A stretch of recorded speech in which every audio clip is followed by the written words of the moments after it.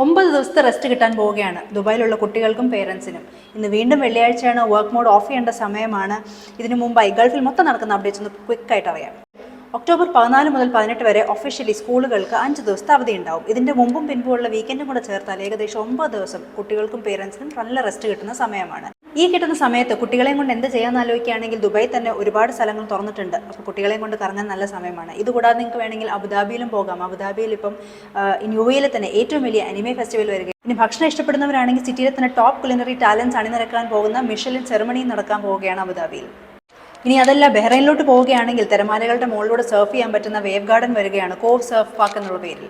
സൗദിയിലെ ബീച്ചുകൾ വിസിറ്റ് ചെയ്യാൻ പ്ലാൻ ഉണ്ടെന്നുണ്ടെങ്കിൽ കുറച്ച് കാര്യങ്ങൾ ടൂറിസ്റ്റ് ശ്രദ്ധിക്കാനുണ്ട്. അതായത് അവിടെ ബാർബിക്യൂ ചെയ്യാൻ പാടില്ല, നായ്ക്കളെ കൊണ്ടുപോകാൻ പാടില്ല, മാത്രമല്ല പെർമിഷൻ ഇല്ലാത്ത സ്പേസുകളിൽ പോയി ഫോട്ടോ എടുക്കാനോ ഒന്നും പാടില്ല.